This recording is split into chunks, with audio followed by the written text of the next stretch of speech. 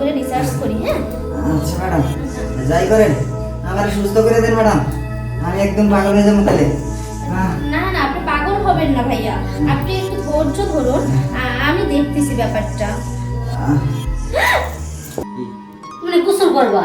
আরে গোসল তো করবই, কিন্তু গোসলের আগে একটু কাজ আছে। গোসলের আগে আবার কি কাজ তোমার? তুমি বুঝো না গোসলের আগে কি কাজ?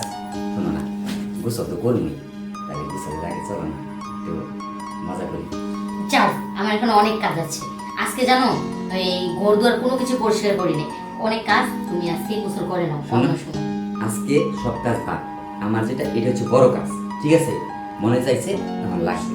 আচ্ছা তা না হয় বুঝলাম, সেটা রাত্রেও দেওয়া যাবে। তুমি যাও না কিছু না গোসল করো। আরে তুমি বুঝতেছো না কেন? আমার মনে চাইতেছে এখন, তুমি বলতেছো রাত্রে। আর শুনো, হ্যাঁ। ওই ওয়াশরুমে গিয়ে আর একটু কাজও আছে, তো ভাবলাম তাহলে এক কাজে দুই কাজ হয়ে যাবে, বুঝো না? ওয়াশরুমে আবার কি কাজ তোমার? আরে বুঝো না, ওই নিচের ময়লাটা পরিষ্কার করতে হইবে, ওটা অনেক দিন ধরে পরিষ্কার করা হয় না, অনেক বড় হয়ে গেছে, বুঝো না? আর ঠিকই বলছো, জানো না একদম তোমার তো এমনি শরীরে রোম বেশি, আর ওই জায়গায় যে এত পরিমাণ হয়। যাও তুমি এখন আমার সাথে দোষটামি না করে ওই যে ওয়াশরুমে যাও, গোসলও করো আর পরিষ্কার হয়ে আসো। যাও আচ্ছা, যাও। ঠিক আছে যাবো, কিন্তু আমার কাজ না হলে আমি যাবো না। আসো তো, এতই করো না, আসো। আরে আর উঠো তো তুমি, আসো। বাবা, এরকম করো কেন? আমি তো তোমার স্বামী নাকি? তাই ঠিক, এই দিন দুপুর বেলাও না তোমার ভীমরতি গেল না। স্বামী স্ত্রীর দিনে রাত আছে, সবই সমান। ঠিক আছে, তোমার কাজ শেষ করে তুমি ওয়াশরুমে গিয়ে পরিষ্কার হয়ে নাও। আমি কিন্তু কালকে পরিষ্কার হয়ে নিয়েছি, এটা তো তুমি জানোই। আচ্ছা ঠিক আছে।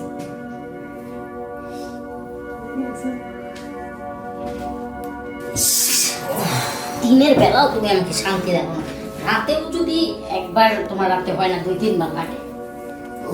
আচ্ছা যাও, এখন তো শান্তি, এখন গিয়ে ওয়াশরুমে ফ্রেশ হয়ে তারপরে পরিষ্কার হয়ে আসো। কিন্তু এই, চলো না ওয়াশরুমে যাই, দুজনে একটু গোসলটা করে ফেলাই।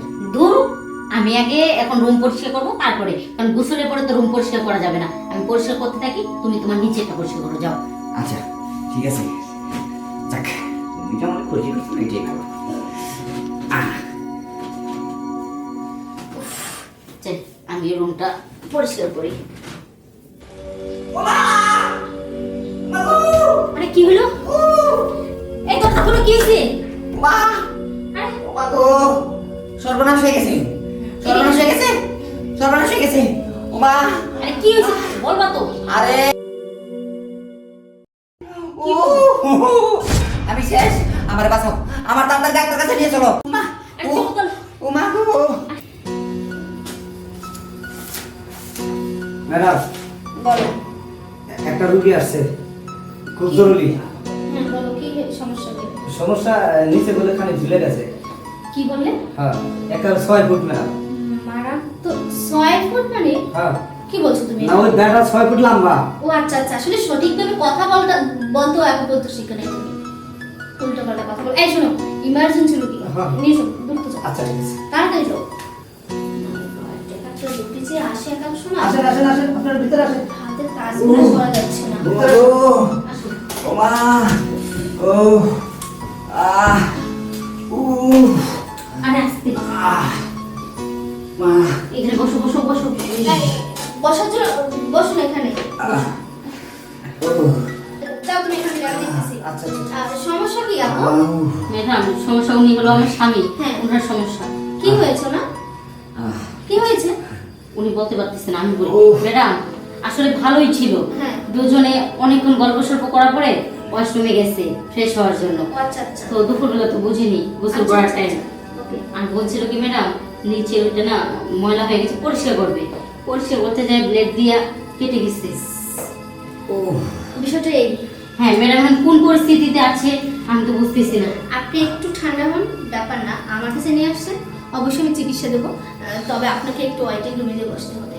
আচ্ছা ম্যাডাম, ম্যাডাম একটু আমার স্বামীটা একটু দেখেন ম্যাডাম, তুমি এখানে থাকো, আমি বাইরে আছি। ওকে ওকে, যান, ব্যাপারটা আমি দেখতেছি। আসলে ভাইয়া ভীষণ যন্ত্রণা হচ্ছে, তাই তো? জি ম্যাডাম। মারাত্মক কেস। ভাইয়া আসলে ও জায়গা তো বোধহয় অনেক রক্তক্ষরণ হয়েছে, তাই না? জি ম্যাডাম, ওয়াশরুম একদম ভাইসে গেছে। ওখানে আসলে ভাইয়া মলম দিতে হবে, মলম দেওয়ার আগে একটু ড্রেসিং করতে হবে, তারপর মলমটা লাগাতে হবে। একটু ম্যাডাম, আগে একটু আমি চেক করে নিই। আপনার যা যা করা লাগে আপনি করেন, ওকে। আমি বাঁচবো না ম্যাডাম। না না না, ও কথা বলবে না, আমি আপনাকে দেখছি, দাঁড়ান। কিছু মনে করবেন না, ঠিক আছে? একটু কাপড়টা দেখি, একটু দেখি, একটু শান্ত হন, সব কিছু ঠিক হয়ে যাবে, সবই ঠিক হয়ে যাবে, একটু ধৈর্য ধরেন। অনেকখানি তো কেটে গেছিস ভাইয়া, আপনাকে যেখানে একটু শুতে হবে, কি করেন ম্যাডাম? এখানে একটু শুতে হবে, আপনার ও জায়গা সুন্দর করে আমার মালিশ করে দিতে হবে, মলম লাগাতে হবে, বুঝতে পারছেন? আসলে বসা অবস্থা তো এটা দেখাও যায় না ভালো করে, আর মেডিসিনটাও ব্যবহার করা যাবে না ভালোভাবে। আচ্ছা ঠিক আছে ম্যাডাম। এখানে এখানে শুতে। আসলে আপনাদের মতন লোকেরা কেন যে এরকম ভুল করে, আপনার ওয়াইফকে বললেই তো সে পরীক্ষা করে দিতে পারতো, তাহলে কি আর আপনার এত বড় একটা অ্যাক্সিডেন্ট হতো? আস্তে আস্তে আস্তে আস্তে আমার একটু মাথাটা পিছনে নেবেন ভাইয়া। আসলে চেম্বারটাও ছোট, একটু পাটা টান করেন। আমি একটু আগে একটু ভালো করে রিসার্চ করি, হ্যাঁ? আচ্ছা ম্যাডাম, যাই করেন আমার সুস্থ করে দেন ম্যাডাম, আমি একদম পাগল হয়ে যাবো তাহলে। না না না, আপনি পাগল হবেন না ভাইয়া, আপনি একটু ধৈর্য ধরুন, আমি দেখতেছি ব্যাপারটা। ভাইয়া, এটা তো খুবই বেশি কেটে গেছে, একদম ঝুলে গেছে, একটু তো বেজে আছে, এটা তো আসলে সেলাই করতে হবে এখন। কি বলতেছেন ম্যাডাম, এখন উপায় কি তাহলে আমার? উপায় হচ্ছে আপনি এখানে শুয়ে থাকবেন, আমি ওটাকে আস্তে আস্তে আস্তে আস্তে কট সুতো দিয়ে সুই দিয়ে সেলাই করে দেবো, তারপর আস্তে আস্তে ঘাটা শুকালে এই তো আপনার ওটা একটু জয়েন্ট হয়ে যাবে আর কি। আচ্ছা ম্যাডাম, যেভাবে ভালো হয় সেভাবে করেন ম্যাডাম, আমারে বাঁচান, আপনি আমারে বাঁচান। আসলে এরকম রোগী আমার হাতে কখনো আসে না, এই ফার্স্ট, কিন্তু আপনাকে একটু ধৈর্য ধরতে হবে, হ্যাঁ? আচ্ছা আচ্ছা ঠিক আছে ম্যাডাম। একটু একটু ধৈর্য ধরুন, ম্যাডাম চিল্লেন না ভাইয়া। আসতে ম্যাডাম। আরে হ্যাঁ, আমি একটু একটু ধৈর্য ধরুন প্লিজ প্লিজ। ম্যাডাম একটু আসতে, আসতে ব্যথা তো লাগে। বলছি। ব্যাপার না ভাইয়া, যেরকম করে কেটেছেন এই জায়গাটা তো একটু সেলাই করতে কষ্টই হবে, তাই না? একটু ধৈর্য ধরতে হবে আপনাকে। ও আপনি এরকম যদি নার্ভাস হয়ে পড়েন তাহলে আমি কিভাবে সেলাই করবো জায়গাটা? একদম একটুতে চামড়া বেজে আছে, আপনি বুঝেন না কেন? ঠিক আছে, অস্থির হয়ে গেছি, এখন ওঠেন ভাইয়া, ওঠেন ওঠেন ওঠেন, আস্তে আস্তে, ওই জায়গায় যদি লুঙ্গিতে ঘষানো লাগে দেখেন, আস্তে নামেন আস্তে নামেন। একটু বসেন এখানে, আপনার ওয়াইফকে আমি ডাকছি, এখানে বসেন। আপু আপু, জি এদিকে আসেন। ম্যাডাম জি তাড়াতাড়ি সুস্থ হয়ে তো ম্যাডাম। ইনশাল্লাহ সব ঠিক হয়ে যাবে ম্যাডাম। ভাগ্যিস আপনার হাজব্যান্ডকে আমি নিজের হাতে চিকিৎসা করতে পেরে, কারণ আপনার হাজব্যান্ডের ওই জায়গাটা এতটাই কেটে গেছে, একটু তো ঝুলে আসছিল, খুবই মারাত্মক কেস ছিল, আর ওটাকে আমি সুন্দর করে সেলাই করে দিয়েছি। কিন্তু হ্যাঁ, ওনাকে কিন্তু একটু খাবারটা বেছে খেতে হবে, যদি আপনার অন্য কিছু খায় মানে আমার নিয়মের বাইরে, তাহলে কিন্তু পরবর্তীতে দেখা যায় উনি যে আপনার সঙ্গে যে মিলন আছে মিলনটা করতে পারবে না। না না ম্যাডাম, ও বেশি খাওয়াবো তো ম্যাডাম, ওষুধগুলা হ্যাঁ নিশ্চয়ই, আমি ওষুধটা লিখে দিচ্ছি। আচ্ছা। কিন্তু আপু, আমি একটা কথা বুঝি না, আপনারা যে কেন এরকম, আপনি তো ওনার ওয়াইফ তাই না? জি। তো আপনি এই কাজগুলি কেন করেন না? এরকম আসলে এরকম ভুল যদি আর কখনো না হয়, ঠিক আছে? ম্যাডাম আসলে সবসময় তো আমি করে দিই, কিন্তু আজকে আসলে ও নিজেরটা নিজেই করতে গেছিল, তো আর এরকম হবে না। হ্যাঁ অবশ্যই, এরকম ভুল আর কখনো করবেন না, হ্যাঁ?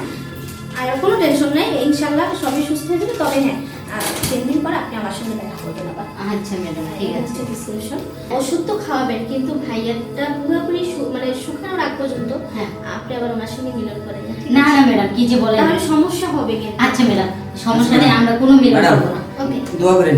ইনশাল্লাহ। চলো, আস্তে আস্তে, আমাকে ধরো, আস্তে আস্তে।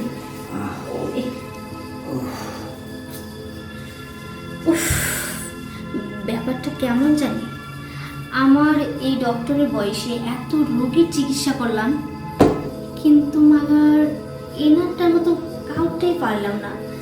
আমার বাবাটা কেটে গেছে, কেটে যাওয়ার উপর কি এত বড় থাকে, আমার মাথায় ঢুকছে না। তবে ওনার জিনিসটা সেলাই করে মজা পেয়েছি, এটা আমার জীবনে স্মৃতি হয়ে থাকবে।